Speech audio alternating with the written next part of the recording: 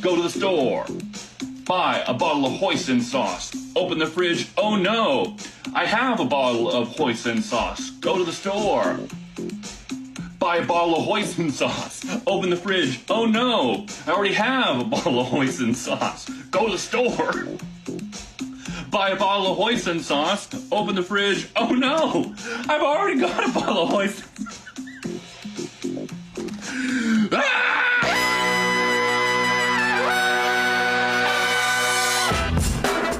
Good morning, sweet world, and welcome to the No Dunks podcast on the Athletic Network, a fine network. It's Thursday, May 18th, 2023. I'm J.E. Skeets here in the Classic Factory, and alongside me, as always, Tess Mellis. Podcast listeners, this one's for Jimmy Frickin Butler. Next to Tassie, it's the bearded one, my top shot hot boy, Trey Kirby. Heyo. Hey, yo. And last but not least, over yonder, making the magic happen, Eshua Kid. How y'all doing? What's up, Ash? Hey. Shout out to the stream team joining us live right now on YouTube. Go get your No Dunks merch over at nodunks.com. Get your Is This Good merch too. Search for that over at breakingtea.com. And hey, join us later today if you're a Survivor fan for our little No Buffs action, our Survivor recap podcast, the penultimate episode of last night's Survivor 44 app. It was a great one. We'll break it all down. 1 p.m. Eastern.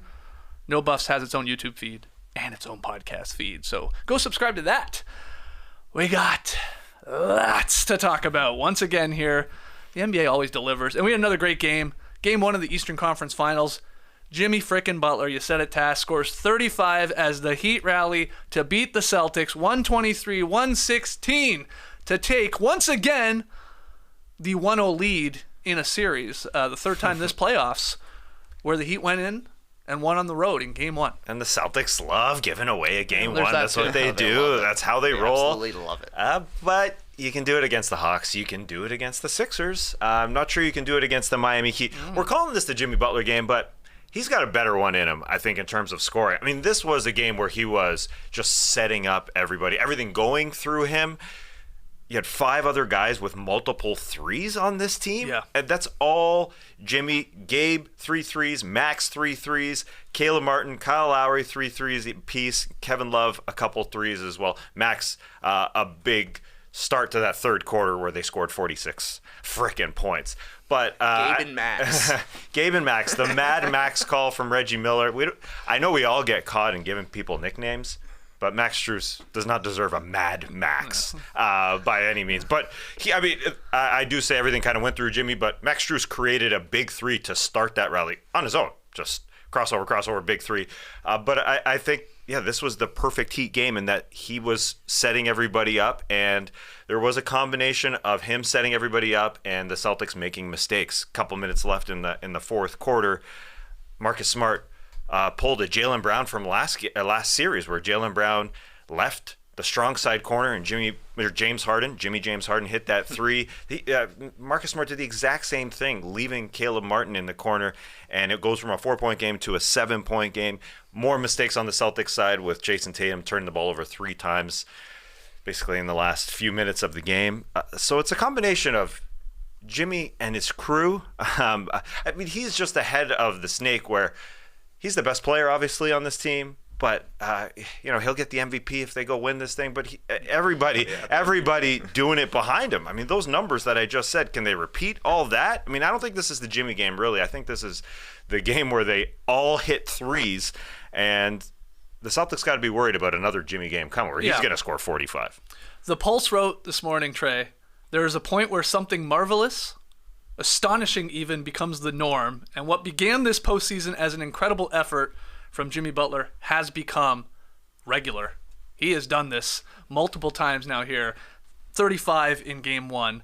Let's not forget the 7 assists, 6 steals, some big ones late. All backbreakers, it felt like. Yeah, and 5 rebounds.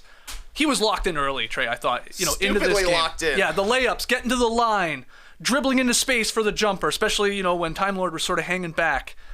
And then I loved him shutting up the crowd early when the Beantown boys got excited about Peyton Pritchard being on him, and there was like, oh, Pritchard's on him, he'll lock him up, and then he just hit a jumper baseline over him, and you could tell Jimmy turned to the crowd and like, shut up. You shut up. You shut the hell up. Cheering fools. You silly beans. I agree with Tats. I agree with the here in the stream team. That was Jimmy, not totally Himmy. There is another level he can go to, but that's definitely scary for the Celtics because he still completely dominated the game. Like I said, the 6 steals in the fourth quarter, it felt like there was never a deflection, steal, and the ball just ended up in Jimmy's hands. It was a pickoff, and he's going the other way, and the Heat are getting a basket out of it. He was by far the best player on the court last night, and he's been the best player so far in the Eastern Conference for the most part. But the problem for the Celtics last night was that you can't take away everything, but they took away literally nothing. Because Jimmy, best guy on the court, 35 points. Bam was the second best guy on the court, 20 points last night. He was so aggressive, pushing the tempo. The Heat basically play through him as their point forward if it's not Jimmy handling the ball. And then 14 3-pointers from the shooters outside of Jimmy. And bam, that's like a perfect Miami Heat game. I mean, they're shooting over 50%. That's something you would more so expect from the Celtics rather than the Heat in a game like this. But apparently it was a season-long con job by Miami. We can't shoot at all. And now they're on fire and they never miss. It's incredible. Yeah, to hear Stan Van Gundy say on the broadcast, every one of their shooters has a better percentage in the playoffs than the regular season. And it's totally true. I mean, they're just new players. Well, didn't they lead the league in 3-point percentage last season? Not this regular season, but the season before. So, yeah, no, they're on fire right now. They're getting good looks, and they're like obviously generating a ton of them because of Jimmy and all the attention he was drawing. And we had the Celtics shitting the bed here late again, too. I mean, this has been sort of always rearing its ugly head in this postseason. The Celtics were within 5 with 5 minutes to go. You're at home. Here you go. You got superstars on your team. And this is what happened. Jaylen Brown missed a 3. I thought he had a really good look at that one. Couldn't knock it down. Then we had Al Horford missing a 3. That's okay. He grabbed his offensive rebound, but then he had a turnover. That's where Jimmy, like a cornerback, just went up and grabbed it and went the other way. So that's a pick 6 there. Then we had a Tatum turnover. I thought Max Strus stood him up. I thought it was really impressive defense from Strus, who also had one against Jaylen Brown that he was cutting him off baseline. So really good job of him. Mad Max was awesome. And when he got locked up there by Mad Max, that one resulted in a Jimmy pick 6. Now that was just a brutal Tatum pass. Like Jimmy was standing right there. That was a weird one. But anyway, then we had Brogdon missing 1 of 2 free throws. And then we had the 2 Tatum turnovers where he traveled. One, driving into traffic, shuffling the feet there when he picked up the ball. And the other one, he traveled on the pump fake 3 where that toe just came up. And it was Martin closing out like a madman. Like a Mad Martin. Yeah. He was on the Fury Road as well. But that's 3 Tatum turnovers there in 90 seconds? You're not going to see many worse fourth quarters from Jason Tatum. Complete diaper disaster. It was weird. It was like, for the first half of the fourth quarter, I was with Stan Van Gundy. Like, why is Tatum not touching the ball? They're scared to get him the ball. Jimmy Butler was guarding him. They were going away from him. Absolutely. And then Tatum started touching the ball, and every turnover was disgusting. He said it after the game. They sped me up, and he looked completely sped up. No field goal attempts in the fourth quarter for Jason Tatum. He did go to the line 6 times, so those are some shooting possessions, but the 3 turnovers were backbreakers. They were disgusting. Every one of them was like, have you played before? Yeah. Have you played against a defense who actually wants to get out on you? It was impressive by the Heat, the way they were out on shooters all night long. Only gave up 29 attempts for the Celtics. They're trying to shoot 53s a game. Yeah. And it was clearly a part of the game plan for Miami to take away the 3-point line. And Tatum seemed to be the guy that it affected the most. Yeah, and old man Al, you don't see him with a turnover like that you mentioned. Mm-hmm. That was a real weird one. Jaylen Brown, Jason Tatum, back to their old ways of losing the handle. 10 turnovers combined for them, and in the biggest of moments there at the end. And combined, as I mentioned, that smart, bad play to leave Caleb Martin in the corner.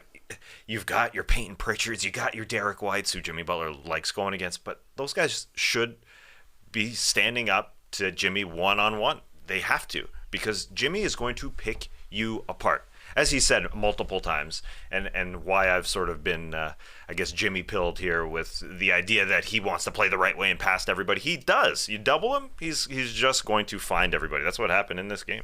What's wild about the Celtics and these, like, late game turnovers, these collapses down the stretch is like, this is not like a new team to the postseason. I mean, they've been in the conference finals 5 times in 7 seasons with this core.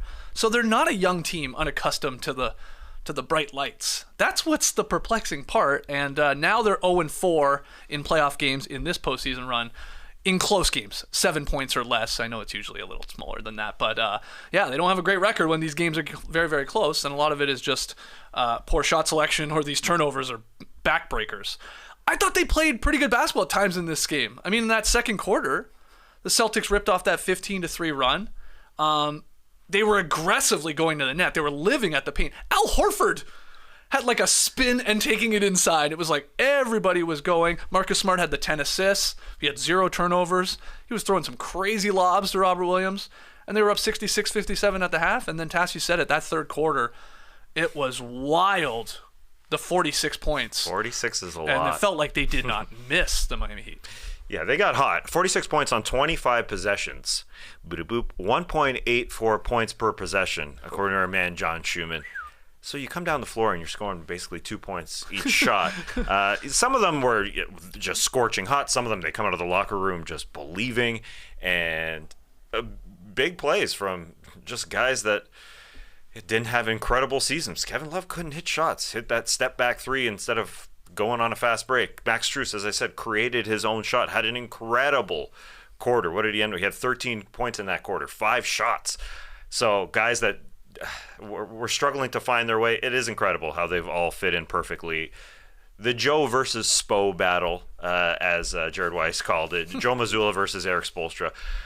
I know people are just railing on Joe Mazzulla. Maybe call a timeout a little bit earlier in that 46-point third quarter. Sure. Maybe call a timeout. Yeah, I mean, they ended up getting whatever it was, the TV timeout, and then they still stunk after.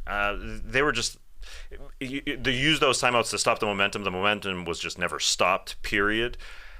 These Celtics, this is what they do. I mean, we know it at this point. So it's just something we got to expect, I guess, from game to game to game. It's just strange, though. Against the Heat, might not work. Yeah, the Heat's superpower is their attention to detail, too. I mean, and that's led by Spo and Jimmy Butler. There's no doubt. Like, they just seem like they're so locked in on every single possession, every rebound, every screen, every switch, whatever, going from zone to man and stuff like that. Lowry had a big second quarter too when the Celtics were playing really well. He had that 8-0 run, the Kyle Lowry run. I was screaming when he hit the second 3 in transition. It was like, whoa, he was feeling it. He had 13 that was Raptors Lowry, minutes. 13 points, yeah. Absolutely championship Raptors Lowry there. And they were big because it sort of kept them within the game. But yeah, the explosion there in the second half. And back to Bam. You're right. You said you thought he was the second best player last night. The first 4 minutes of this game, it was like Time Lord versus Bam. Like it was all those two guys. But he finished, Bam did, with 20 points on 9 of 13 shooting, 8 rebounds, and 6 assists. And you said, TK, like him operating as their point guard. Well, you can bring it up. He actually fought Kevin Love once for a defensive rebound that I think Love ultimately got. But you could tell Bam, not only, he wanted it, not to do with the box score or anything. It was like, I'm bringing it up. Let's go. Yeah, exactly. But great game from him. And they need 3 more Bam games like this to win this series. Like he, to me, is like a bit of the linchpin here for them ultimately going to the finals, I think. He did not have a good series against the Celtics in the conference finals last year. I think he had averaged 15 points per game. He had a 31-point game, which, I mean, if you're averaging 15, do the math. That means basically single digits in a couple of the other games out there. But I don't know, it definitely threw the Celtics off, seeing Bam be so aggressive. And you're right, man, he was fighting the entire night. He fouled the guy laying on the back, trying to grab a rebound. And it was like, what is Bam doing? Yeah. He was like, when Jimmy was out, he was almost going a little bit too overdrive at some points, but you could tell it paid off in the long run. And I just think it was such fool's gold for the Celtics, the way they were dominating in the paint in the first half. That ain't Celtics basketball. That's exactly what the Heat want you to do. Right. If Robert Williams is scoring that many points, that means your other guys aren't shooting, and you would rather have every other guy shoot if you're the Celtics. Yeah, they went from 40 to 21 points in the paint from half to half. Yeah, it was strange seeing Robert Williams leading their offense. It's totally true. And Bam has taken this matchup personally. You said he did have a bad conference finals, and it's odd with Bam. You'll see waves of him not being aggressive. Happened in this game. Started the game, as you said, hot. Went away from that third quarter. Oh, he's back. I mean, he looked like Nikola Jokic bringing up the ball at times, but Bam can do that. So if he finds another level, as he said, I'm way better than I was 12 months ago, way better. Then this obviously this result can be way different. Bam had a highlight that wasn't in this game too. Threw down a windmill after the whistle. Yep. Yeah, after the whistle, but it was showing off the hops there. And he was involved in winning jump balls. There were 2 jump balls late in this game. Yeah. After scrums, there felt like there were 6 guys on the floor. That was fun. And the Heat won both of those. I can't remember the result. I don't think they scored on one of them. But, obviously getting to those, tying them up, and him winning them. Any other notes from this one? I guess a question for you guys is, any panic here from the Celtics? No way. Been here, done that. No way. They lost game 1 against Philadelphia. Came back from 0-1. Came back from down 3-2 last season. They were down 2-1 against Miami. Won a game 7 on the road. Down 2-1 and 3-2 against Milwaukee last season. Won a game 7 at home. You could say that the series doesn't start until the Celtics trail in a series. They got the Heat right where they want them. Maybe. The Celtics play their best when they are backs against the wall. And now it kind of is. Game 2 is a must-win. You can't go down 0-2. No. Heading to the other barn, if you will. But I saw that Kevin Pelton said that home teams that lose game 1 in a playoff series win the series 51% of the time. So a 1-0 lead is nothing. That's an incredible stat. Yep. Flip a coin. 50%. While if you win game 1 of a 7-game series, just in general, you win it 80% of the time, right? But I guess at home, it's the better team who loses at home, so they can come back. Yeah, just so many boner mistakes from the Celtics in this game, which happens with the Celtics. You mentioned Marcus Smart giving it to Robert Williams over and over and over and over again, and then he just did it too much when their guys just weren't being stars. I know Jaylen Brown ends with a good line, and Tatum had mostly a good game until the end, but it's just so weird to see all that talent, all that stardom not take over in the fourth quarter or do something with all that talent in the fourth quarter. So you can't be worried because this is what they do. But do you think this is a different Missoula team. makes any switches here moving into game 2 in terms of the starting lineup, or who gets more minutes? And is that a see you later Pritchard? Does he ever give Grant Williams a go? I'm not sure. Pritchard should be out of the lineup, and I think Grant Williams should be in the lineup. I guess he's played against Bam Adebayo since they were in high school together. He knows him, and was actually pretty solid on him, if I'm remembering correctly, last season. I think Derek White earned some more minutes, 11 points last night, 4 for 6 from the field, hit 3 threes. I said before game 1, I think this is a series that the Celtics probably should go small for. Yeah. And I think that that's likely going to be the case going forward. Yeah, that was a weird move to see Peyton Pritchard out there. I don't really get it with all their depth. Jimmy loved it. Yeah, those few possessions. I mean, he was good at going against Derek White too. He was playing him well, but yeah, Jimmy was just feeling it. But Derek White, yeah, he's in that good Derek White mode. He's got the blinders off. He's ready. He's focused. At least Missoula was showing some emotion there. Frustrated, throwing a clipboard during this game. Yeah, he said it's not about play calling, so don't need to write anything down. Oh, there you go. It's a blowout, man. This is a blowout coaching-wise. It's not even close. The guy said they won 3 of 4 quarters in the postgame last night. Who cares? I didn't catch that. Yeah. Cool, man. You got blown out in the one that mattered. He's just bad. They're going to regret giving him an extension before even getting done with year 1. Right, possibly. Any other random notes from game 1 here? Well, I mean, I don't think just the starting lineup, I don't think changed. I don't think it really matters, to be honest, with the Celtics. It does matter more about the way they play and getting them going. I mean, I think you're going to see more Brogdon. Even though he was busy asking Kyle Lowry how his family is, which was very nice. You don't hear that very often on a basketball floor. And he knows that Kyle Lowry has sons because he said, how's the family? Oh, boys. Man, I got girls. Crazy hearing that, but that's why people love Malcolm Brogdon. Nice guy. So you think then what Trey's saying is that maybe not starting lineup, but we could see the Celtics going smaller more. Against the Heat here, and maybe an advantage. White, Brogdon. Horford's due. Every shot he takes, I think he's due. I think Pritchard will be out. Whether Grant gets some minutes, I mean, he hasn't played at all. Very rarely. Very rarely. I have a random note. Did Reggie Miller at one point say, "I was the Borg of basketball"? Did he say that? Like Bjorn Borg? I remember him Like, saying I I was thought- the Borg of basketball. I wrote it down. I thought I heard him say that, like Cyborg, I think, but he Borg shortened of it to Borg, basketball. which I didn't know was a thing you could do. Let me know in the stream team if Reggie said that. I thought he meant I know what he did say a Bjorn couple Borg. times, about 8 times. The Butler did it! The Butler did it! Who did it, Reg? The Butler did. Oh my God. I liked when his mind was blown that they ran floppy action. Yeah, yeah, Jimmy, that was that floppy? I think that's when the Borg came up. I swear to God, it was around that time. Yeah, maybe so. Maybe so. I was also excited to see Jaylen Brown's hand wound opened up. Called it. I said there will be a time this You did? postseason Oh, that is where the that hand hand wound. opens up, and it finally did last night. Can't believe Jaylen Brown wears his mask when he's sitting on the bench. That was crazy to me when they looked over and people were like, you got to commit. Got to commit to the bit. Damn, he banged his elbow He's a there too Borg. when he went yeah, down. that looked bad. Yeah, yeah. I guess he's a Borg. He's a Borg? Yeah. He's a Borg. That was weird. Yeah, I wonder how the hand. I mean, it is his shooting hand, and he just seemed to be a little bit off, even though the shot was there, as you said. I guess that's the end of my notes. Obviously, Kevin Harlan, an incredible Jimmy Frickin Butler That was call. so funny. Perfectly timed. You drop a frickin' Frickin'. in a game. That's awesome. He was ready. He was so ready. Yeah, he was mentioning a lot of football players last Yeah. night. Oh, that was that was too A, much. a little too much. We know Yeah. you call NFL games, man, but Kevin Love threw a full court outlet pass as he often did. He says, looking like Tua, a right-handed Tua from the Finns. You know, when you got to elaborate twice, it's maybe a bit of an overreach, but what is Jimmy Butler's best nickname?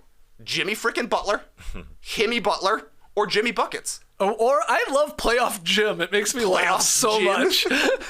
Because every time I see somebody say Playoff Jim, it's the gif of him with the cowboy hat from, I believe, the bubble when he was walking off once. Yeah. Yeah, these are, I don't know. Do you have an answer to that? What's your favorite? They're all great. Honestly, I didn't know if it was Playoff Jim or Playoff Jimmy, but I'm good with Playoff Jim. I 'cause love it. it's- I don't know why. It's great.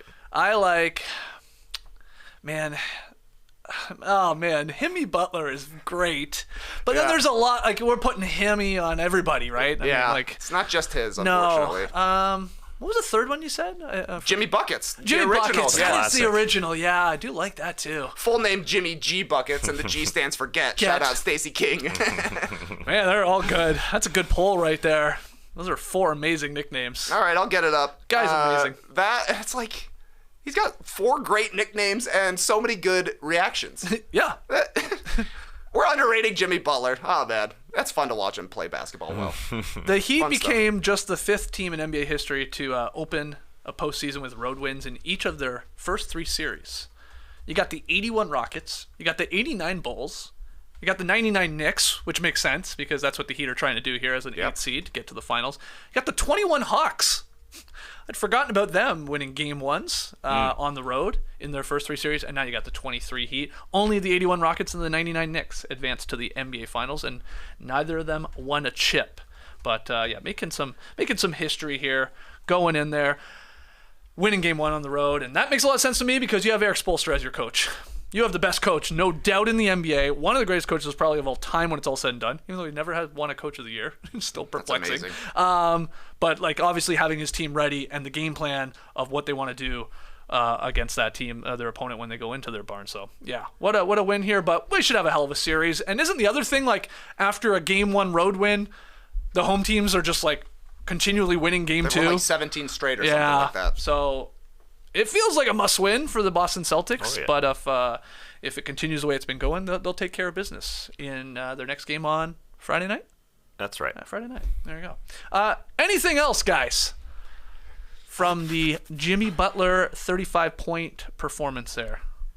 I was a little surprised by that Jason Tatum travel call where his toe, did it leave the ground? It did. I jump made. one? Yeah, I didn't that was think so weird. in real time, and then you see the replay. Oh. It comes up. Because he didn't complain. No. So that would make sense that he did come up. But Yeah, he did. It looks so awkward too that I feel like you're gonna get called for it more often than not, even if maybe the rubber on your shoe stays on the thing. But Yeah. it just looks like a travel. Yes, does. yes, Yeah. but I think that's what Tass is saying. It's like it looks like a Well, did he? travel, Did he? but did he come up? But he does. It comes up off the ground. Caleb Martin screaming at him, man. Martin had some nice minutes got- in this one as well, man. they did. They He got got- that crazy jelly. Yeah, that everybody. was pretty. Yeah, that was Strus, nice. Martin, Lowry, Vincent, And then they're stars in Jimmy and They're Bam. always and ready. even Love hitting a couple threes there for sure, and doing some work on the boards. Entertaining game, fun stuff there from Miami Heat taking game 1. You let us know what we missed, any takeaways, any random notes from game 1 of the Eastern Conference Finals. We'll take our first break, and when we come back, we got to talk James Harden. Don't go anywhere. This classic episode of No Dunks is sponsored by BetterHelp. It's so easy to get caught up in what everyone else needs from you and never take a moment to think about what you need from yourself. But when we spend all of our time giving, it can leave us feeling stretched thin and burned out. Ain't that right? Therapy can give you the tools to find more balance in your life, so you can keep supporting others without leaving yourself behind. It's helpful for learning positive coping skills and how to set boundaries, and therapy empowers you to be the best version of yourself. If you're thinking of starting therapy, give BetterHelp a try. It's entirely online, designed to be convenient, flexible, and suited to your schedule. Just fill out a brief questionnaire to get matched with a licensed therapist and switch therapists at any time for no additional charge. If you need help keeping your pants up, try BetterBelt. But if you're trying to find more balance, start with BetterHelp. Visit BetterHelp.com/NoDunks today to get 10% off your first month. That's BetterHelp, HELP.com/NoDunks for 10% off your first month. As many of you know, I was recently up in Toronto for my sister-in-law's wedding. Had an absolute blast. The lovely couple, Adam and Aline, had it in the Distillery District. Great area in Toronto. Weather was amazing. Drinks and food, A+. DJ was fantastic. Great wedding. 10 out of 10. No notes. Would do it again. Not theirs, of course. They're in it for the long run. I just mean another wedding like theirs. Even if it costs a pretty penny, which we all know weddings do, and you got the flights and maybe hotels and rental cars, gifts, it all adds up. Thankfully, looking sharp all wedding season long doesn't need to be expensive. With a custom fitted suit from Indochino, you'll create priceless memories without costing a fortune. You can customize every detail on your suit, your shirt, dinner jackets, more in a range of different colors, from a traditional black or a gray to a burgundy or an olive to a classic Hemsworth navy. I've done a few pieces on Indochino, a couple shirts, a couple pants. I love Indochino's online customization. So easy. Because if I can do it, you know it's easy. And every suit is made to your exact measurements, and you can customize just everything. Like every detail, you can create a suit that fits you and your style perfectly with options for fabrics, lapel shapes, custom monograms, statement linings, and more. They also have tuxedos starting at $579, which is an absolute steal. Why rent when you can just buy a custom tux that you can re-wear for years to come? Adam, actually the groom, he had bought a tux. I was like, wow, that's a good looking rental. He's like, nah, straight bought it. Damn, baller move, man. RSVP knowing you've got the perfect look all wedding season long from Indochino. Go to Indochino.com and use the code NODUNKS to get 10% off any purchase of $3.99 or more. That's INDOCHINO.com, promo code NODUNKS. All right, very funny comment here from director Jay Robertson in the stream team. He says, I'm convinced Spo could pull me off the side of the street and coach me to get 10-4-4 in a playoff game. How does he do it? It does feel like that way at times. If you are joining us live on Twitter, by the way, hit that like button and subscribe. And we have some early results to the poll about what is Jimmy Butler's best nickname. Yeah, 4 choices: Jimmy Frickin Butler, Playoff Jim, Himmy Butler, or Jimmy G Buckets. And right now we got a big lead for Jimmy G Buckets. 44%, 25 for Himmy Butler, 22 for Jimmy Frickin Butler, and then 9 for Playoff Jim. People just like saying Jimmy. Yeah, they love it. It is fun to say, for sure. All right, we got some news to break down here. First one from Chris Haynes at Bleacher Report /TNT. Says James Harden intends to decline his $35.6 million player option to become an unrestricted free agent this summer in order to secure a long-term deal. He wants a 4-year contract, and sources say Harden will only entertain suitors that present a competitive roster and the basketball freedom for the star to be himself. What do you think, Tess? Yipes. If you're the Philadelphia 76ers, I think you're in a bad spot. Was that a yipes? Yeah. Not a yikes. Okay. Oh, yeah. Capital P. Worst? I think so. Yipes is worse than yikes? Yeah. Yikes is scared. Whoa. Yipes is a little not disgusted, concerned. Yeah. Yeah, bad taste in the mouth. That type of thing. Yipes. James Harden signed a contract last year with the Rockets the 76ers to take a cheaper deal to try and help them get their guys. That was last year. Mm-hmm. And now he's not ready to opt into the second year because he wants basketball freedom. He just dropped 40 in 2 games last series. They had a 3-2 series lead. He was ready to go to the conference finals. He doesn't want this perfect scenario. He wants to be able to shoot every time, I suppose. Isn't that what it means? I mean, you're a number 2 with a guy with an MVP. You got to shoot a lot. I understand they took the ball out of his hands there in Game 6. They gave it to Maxey. Probably peeved about that, but that's also because he had 5 bad games beside those 2 games. I just think from a 76ers point of view, I go yipes because he was your second best player, and now he doesn't want to be there. They gave him all the responsibility in the world other than passing the ball to Joel Embiid. So it's a tough scenario if you're Daryl Morey. You want to lock in for 3 or 4 more years of something you just signed for 2 years, cheaper contract because he was ready to be a number 2, but now he doesn't want to be a number 2 that gets to shoot a lot. Very confusing spot, very tough spot, I think, for Daryl Morey. Yeah, 1 pay cut, then it's pay up. And honestly, I'm fine with it. From Harden's point of view, like, he did give up a little bit of money, so pay the man. But he's going to have a hard time finding a place where you can get a competitive roster and also basketball freedom, because competitive roster, you're looking at the Sixers. They lost in a Game 7 against a team that's in the conference finals. It's not the worst thing in the world. It looked terrible. And the Sixers won the 3 games that Harden played like a normal player. The 4 games they lost, he played terrible. The 5th game, like that, the 3rd win for Philadelphia is really all they need. Like 20 points and 10 rebounds. It's awesome when he's going for 45 points, but it's cooler when he just gets like a normal stat line. They just want normal James Harden. Another competitive roster he's been linked to is the Suns. Just a hilarious thing. Basketball freedom, it's basically the Rockets. It's going to be hard to find a place where where James Harden is the number 1 guy on a team, and also the team has a competitive roster that's trying to win a championship. I don't think that team exists right now. Right. He's going to shoot less with the Suns. Way less. Oh, yeah. Yeah, is Harden using this Rockets rumor, this idea of going back, as some sort of leverage here to get a better deal from the Sixers for him and for Morey and that organization to pay him more money? Is that what's going on? Because he does have them in a tough spot. I talked about it the other day. Even without factoring in Harden's next contract, the Sixers have $117 million in guaranteed salary on their books for next season against a projected cap of 134. That's not a lot of difference there, 134 to 117. And, they still have decisions to make. Paul Reed's restricted. You got Niang and Shake Milton, Jalen McDaniels, and there's this. So, like, I just like these quotes, this basketball freedom and all that, and a competitive roster, it's perplexing.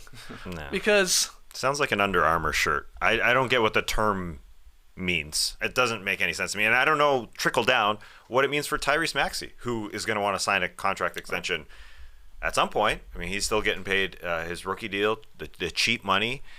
And if Harden comes back, he'll continuously be the number 3 option. And I bring up Maxey because if he's in that number 2 option, if he's the point guard for the pick and roll options with Joel Embiid, I understand they'll be worse at first, but at least they won't be locked into James Harden for 4 years and unhappiness after every single year. That's my concern. The vibes can't be great here overall. So it's a tough spot for Morey. Lots of talent in James Harden, but I don't know. They're just going to go through this season after season after season. This is the weird thing. James Harden played very well this season, like really well during the regular season for the Sixers. He led the league in assists. He averaged 21 points per game. Excuse me. Shot 39% from 3. He had these monster playoff games, and then he had duds. Over the final 3 fourth quarters of the Celtics series, games 5, 6, and 7, James Harden didn't score. in the fourth quarter. In those 3 games. Thought they got rid of Ben Simmons. Yeah. But That's no, 32 minutes. The guy didn't score in the fourth quarter of the biggest games of the season. But you're right. That's wild. You're right, though. It could be leverage. It could be. I mean, that's possible. I think there's definitely a leverage factor because the Sixers, they can't let Harden walk. They really can't right now because there's no way to replace him. The changes for the Sixers, it feels like, would be maybe letting Harden walk, which I think is kind of a bad idea just from an asset management stance, and then trying to find something to do with Tobias Harris's contract. That's the next chip outside of James Harden that I think is definitely in play, but you can't just let a guy walk that's that good. Like Harden, despite the fact that he flamed out in the playoffs once again, you got to make it to the playoffs. You don't want to let your second best player just walk away when you're trying to keep Joel Embiid around, but it's only one more season for Embiid there in Philadelphia, so it should be fine. Daryl Morey is enamored with James Harden. Well, he's not going to let him walk, right?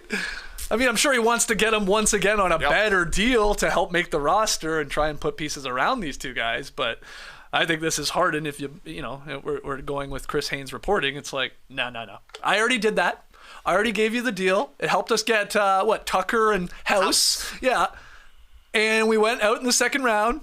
So now you pay me. Yep. I would not want to be in that position. I wouldn't want to be paying him here for a 4-year deal. But you make great points. Like, they can't replace him unless it's like just, okay, it's all Tyrese Maxey. It's way more of a workload for him, and then try and pivot that way. But he did play well during the regular season. And if you believe Daryl Morey in his exit interview yesterday, he's got plan Bs ready, lined up behind James Harden if James Harden decides to go somewhere else. Is that leverage?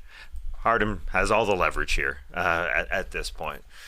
Tough spot. Our next headline is still about the 76ers. JJ Redick is the betting favorite to become the Sixers head coach. This is from Bet Online here.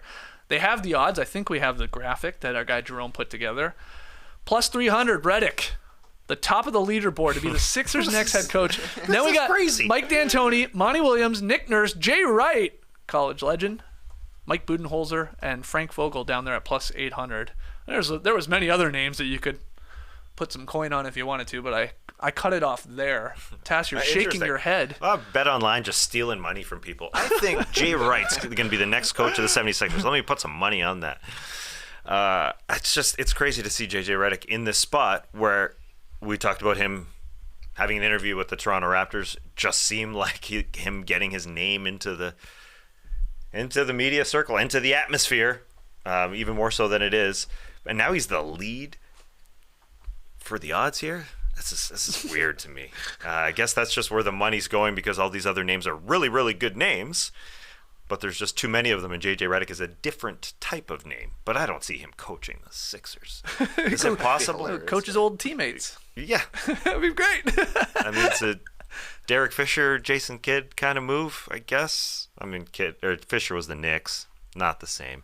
Kidd, not exactly the same either. This is unprecedented. Magic? I mean, going way back. Right? Yeah, not bad. Good pull. What do you think, TK, of this list of names here and the odds and all that? I would take a chance on JJ Redick if I'm a team. I don't necessarily know. I'm with you, Tass. I don't necessarily know that JJ wants to get into coaching right away. He talked to maybe Quentin Richardson about the prep work that went into getting ready to play in NBA games. And now, obviously, JJ Redick isn't going through the physical part of it, but he was really committed to his off-season workouts, so you know it's going to be a stressful situation for him. Being a first-time head coach, I don't know if he would like to have a little bit more chill existence after his retirement, get his name up. Obviously, people are interested in him, but a new voice. He's young. He's got relationships with guys that are already in the NBA. He knows the game pretty well. That's more interesting to me than like Mike D'Antoni, who is 72 years old. Right. How many retreads could you possibly have if you're Philadelphia? Monty Williams is Doc Rivers once again. Jay Wright, a little bit interesting as a Philadelphia guy coaching at Villanova, but who knows how college coaches come into the NBA go. Sometimes it works, sometimes it doesn't. But Steve Kerr was a broadcaster. He's a pretty good coach. All right, this next piece of news here to pivot away from the Sixers. Steve Kerr talked to the media and had some things to say about the Warriors struggling to build trust after the Draymond Green-Jordan Poole incident back in the preseason. Quote, some of that chemistry was lost this year for sure. There's no hiding from it. The incident with Draymond and Jordan at the beginning of the year played a role in that. It's hard for that not to impact a team. Anytime some trust is lost, it makes the process much more difficult, and there was some trust lost. That's as blunt as I can be. Steve Kerr addressing this for...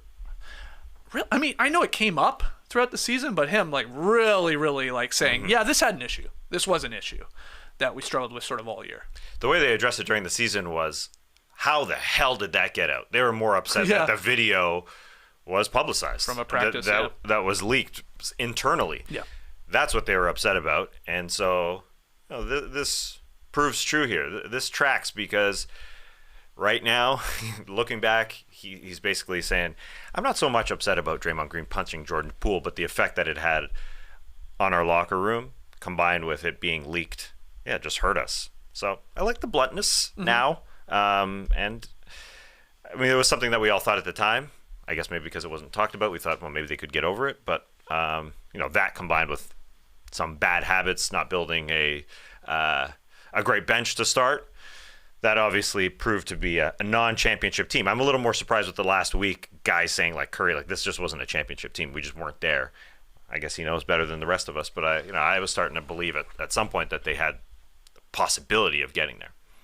Two things stuck out to me reading this. Number one is that the margin for error for the Warriors was so much smaller this year compared to obviously the dynasty teams, but even last year's teams. There was a lot of controversy. Kevin Durant's last season in Golden State, they still made the finals. There was a lot of controversy his penultimate season. They won the finals that year, and afterwards, David West said, we dealt with some things internally. When you guys find out about that, y'all are going to trip. I'm serious. Y'all are going to trip. It's a testament to the type of people these guys are and how tied together we were as a group and how committed we were to winning. That was all vets back then for the Golden State Warriors. In the 22 season when they won, Bielitsa was around, Otto Porter Jr., Poole played a big role for the first 3 rounds of the series. Gary Payton II was there. In 17-18, when they won back-to-back, Iguodala, Livingston, JaVale, David West, guys who had been around the NBA for a long time. They tried the 2 timeline things, and it obviously didn't work. You had Poole fighting with Draymond Green before the season started. You had Jonathan Kuminga pouting through the playoffs. James Wiseman was traded. The young guys completely lacked focus, and you could tell. And that was a huge problem for the Warriors, and a preseason fight derailed their season because these are all young guys who are trying to make their name in the NBA rather than trying to get the ring to cap off their career. That's a good call. Yeah.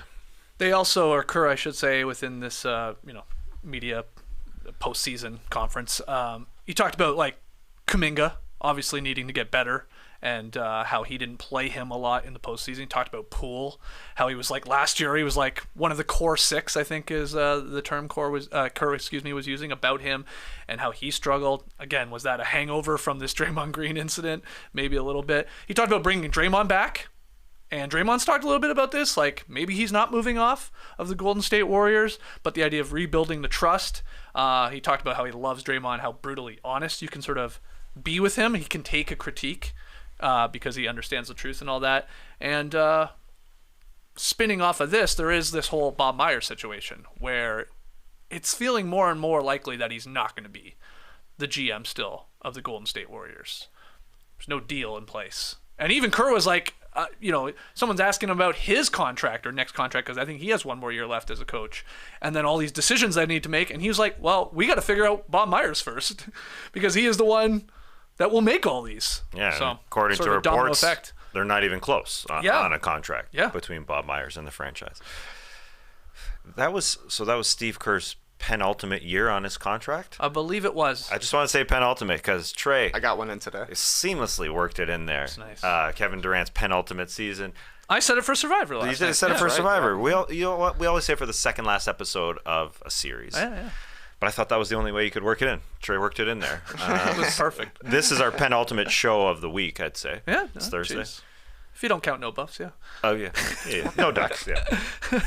Playback, yeah. We'll be playbacking this week. You guys like EuroLeague Final Four? We'll be playback. We'll get to that in a second. Yeah. The other thing he did say was about how Kerr did about Klay Thompson needs to come in shape. Yeah. And now that he's like a little removed from the injuries and all that he needs to come in to camp physically and mentally locked in, which he was pointing out that he really wasn't this year. And again, some of that's injury hangover. But he illustrated that and really because I forgot the Warriors started pretty damn slow again. Oh yeah, poorly, very poorly. 3-7. Yeah, 500 for a while. Blame the bench. I mean, the starters were awesome. They were the best starting five for a long time. They are getting older, so that's a good point. It's interesting about Clay going into his last season of his contract at 40 plus or whatever it is. All right, well, let's take a break. And when we come back, we have Tweet of the Night and some fun EuroLeague news to share with you. Don't go anywhere. This episode is brought to you by Philo. How do you get your TV? Still doing cable? Going illegal? Borrowing mom's password? Hey, Mom! What's the password?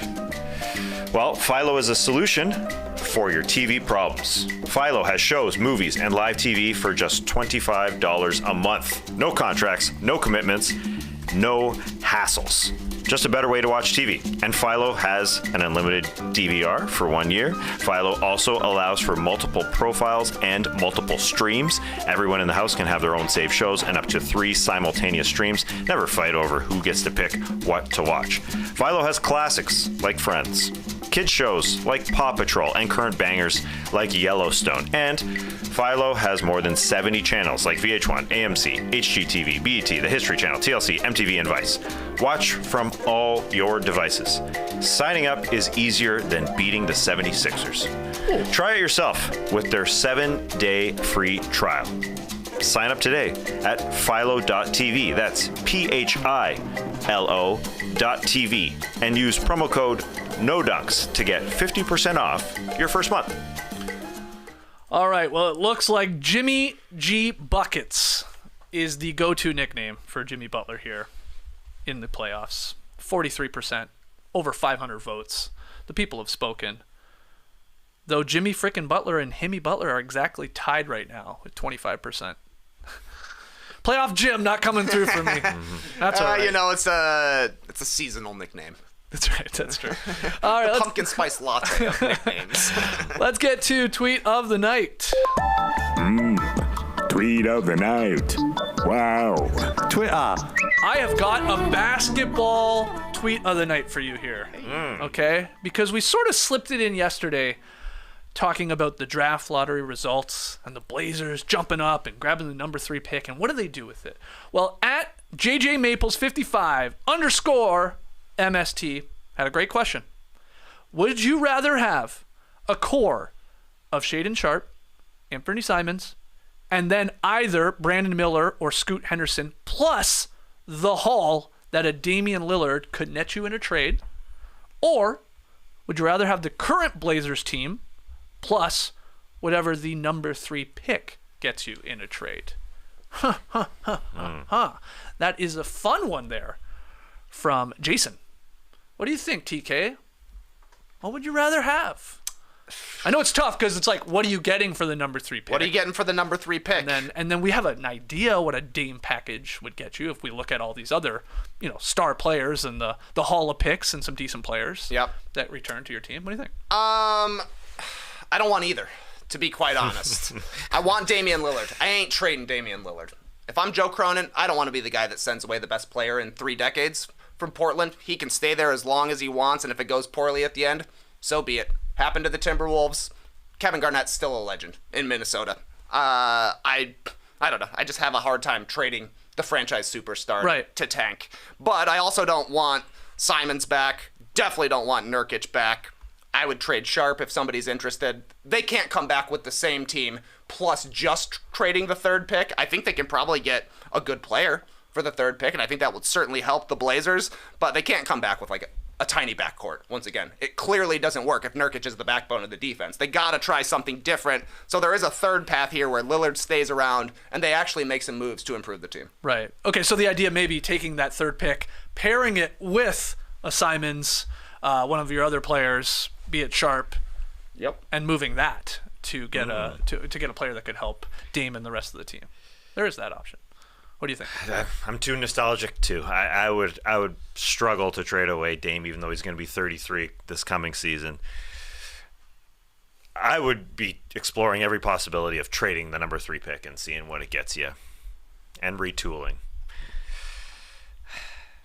I mean, the smart move might be to tear it down, but it's been working for teams that have done it. Is the crazy part, like the Jazz moving Gobert and Donovan Mitchell, and then still being like a competitive team at the least.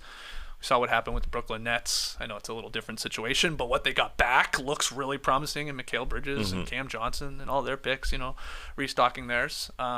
And then we see like teams like the Wizards just stick with Bradley Beal and just continually have the 8th and 9th seed every single year. So yeah, I get what you're saying, TK. I think it's always a difficult decision, but sometimes those are the tough decisions you got to make for the better of the franchise. And you'd get a hell of a package back for Damian Lillard, right? At the level he just played at, it would be huge.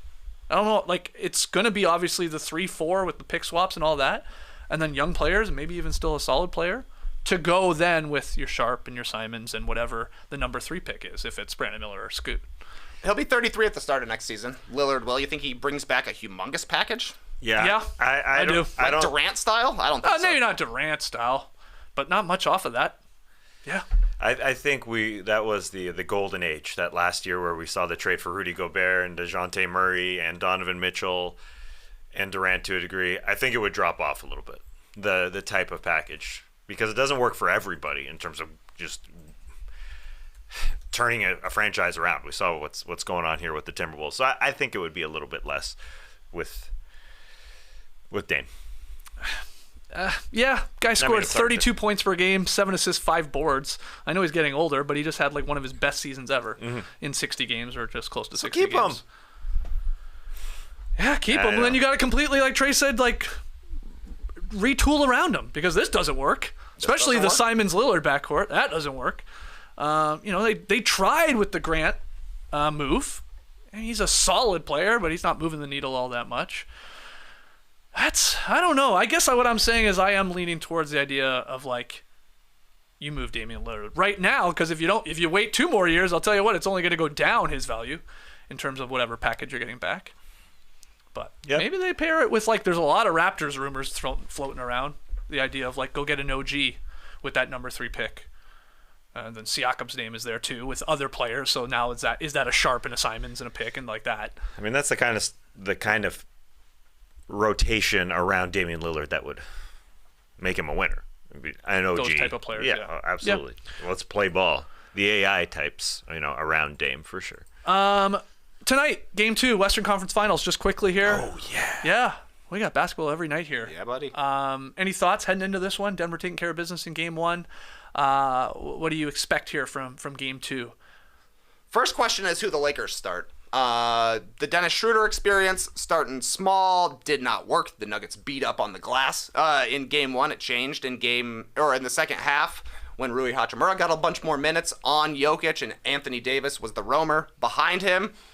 I wonder if it will be Rui Hachimura who gets the start or Jared Vanderbilt. I could see it going either way, but I imagine Rui is the guy who ends up closing the game for the Lakers. But I don't know. The other question, I guess, is who does he come in for? Most likely, it would be Schroeder out of the starting lineup, but you might want to bench D'Angelo Russell. He had a bad one. Maybe he can get hot off the bench. The question for the Nuggets is how they counter the Anthony Davis roamer minutes. Maybe Brucey B plays some more, and maybe it's just Jokic handling the ball in a pick and roll and bringing Aaron Gordon up to be the roll man. And then you're putting Anthony Davis into those actions with nobody hanging out back there. So there are some counters to be had, and there are some adjustments to be made, and we'll see. First time the Lakers have trailed in the series so far this playoffs.